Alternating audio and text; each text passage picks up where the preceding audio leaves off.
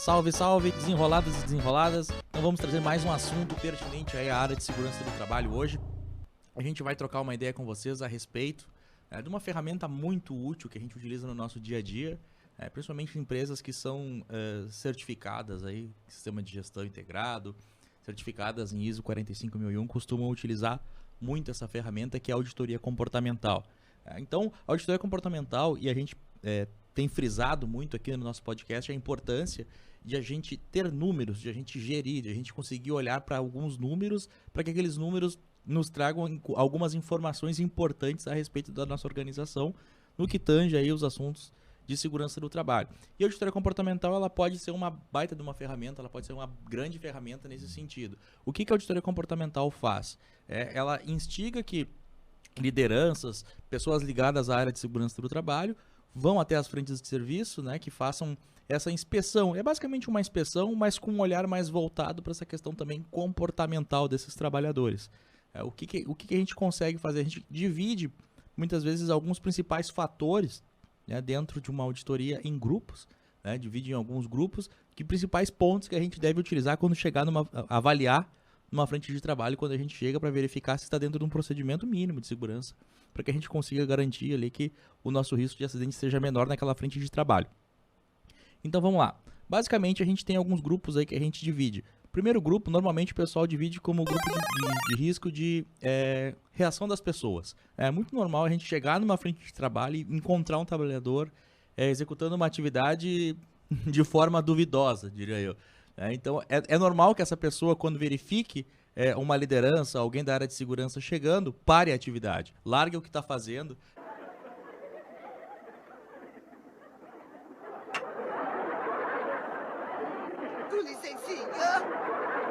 Justamente para não ser chamada atenção, enfim.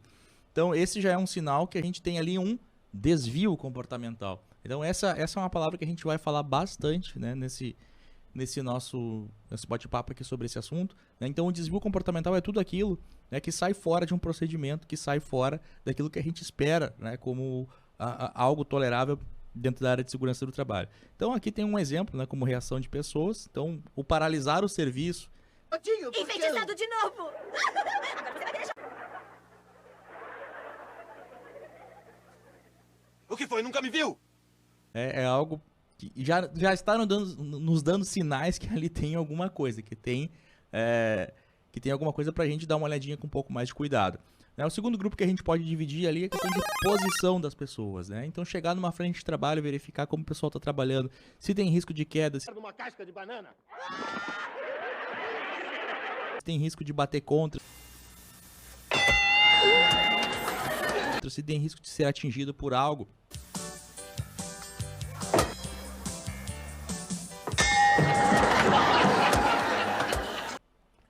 Então a gente verifica ali se tem algumas, a gente vai listar dentro desse grupo, né, em subgrupos, para a gente conseguir ali analisar de uma forma mais crítica aquela frente de trabalho. O terceiro grupo que a gente pode dividir, né, isso tudo que eu estou falando aqui são sugestões, o ideal é que a gente sempre faça isso de acordo com a realidade da nossa organização.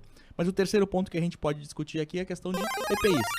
Então, o uso de EPIs, então a gente verifica ali, está usando EPIs para cabeça. Veja, esses capacetes são feitos de material que resiste a qualquer tipo de pancada. Veja, faça a prova. De verdade? Sim. Vamos ver. Pro tronco. Churros, churros. Olha, churros. Pras mãos. Segura aqui pra mim, por favor. Eu posso explicar. Eu explicar. Vai me ensinar a bater no meu filho. Venha cá! Pro rosto. Onde conseguiu essa máscara? Faz tempo que eu tinha ela lá em casa. É melhor tirar ela, viu? Já te disse pra tirar essa máscara. Ouvidos.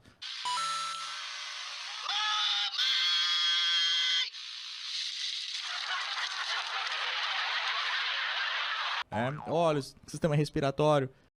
O que foi? Alguma coisa tá cheirando mal. Então deve ser seu pai que tá voltando.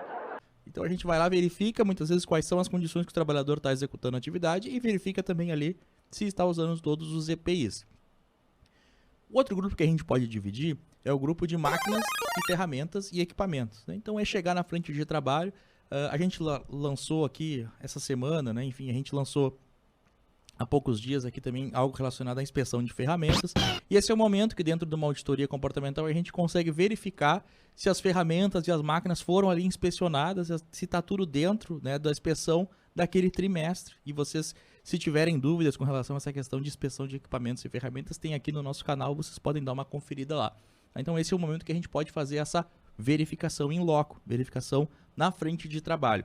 Outro ponto que a gente pode também, outro grupo que a gente pode discutir, e a gente pode dividir, perdão, essas avaliações, essas inspeções, né, ou auditorias, é o grupo de procedimentos. Então, procedimentos são coisas que geralmente a gente tem procedimentado numa empresa, mas muitas vezes lá no campo a gente acaba não cumprindo.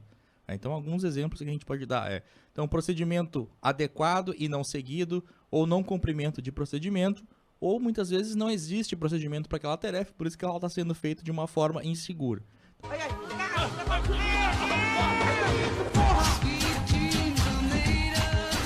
Então, às vezes pode ser um gatilho ali para a gente procedimentar, criar um procedimento, criar uma instrução de trabalho, algo que facilite o trabalhador a saber quais são as diretrizes de segurança que ele precisa tomar para executar aquela atividade. E por fim, né, deixo como sugestão um outro grupo que a gente pode criar ali de inspeção, né, dentro dessa auditoria, que é a parte ambiental, né? Se o local está sujo, está desorganizado.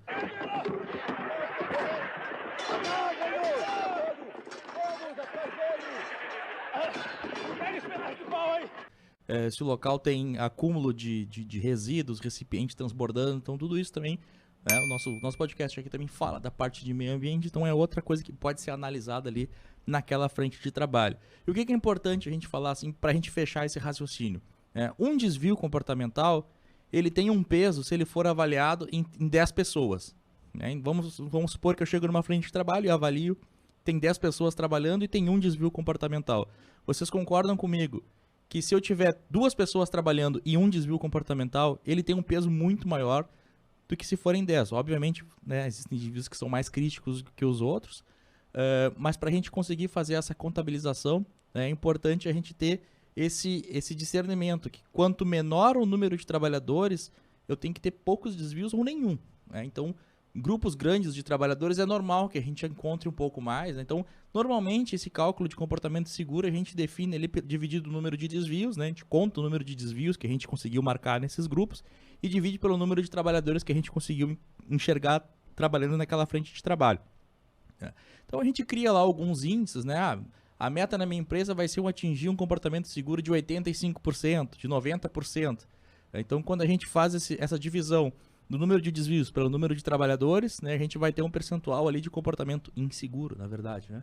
Então, a gente consegue chegar nesse nível de comportamento seguro, dependendo daquilo que a gente entende como a nossa empresa como tolerável. Então, a gente consegue, através dessas inspeções e também fazendo essa avaliação do andamento de comportamento do nosso pessoal.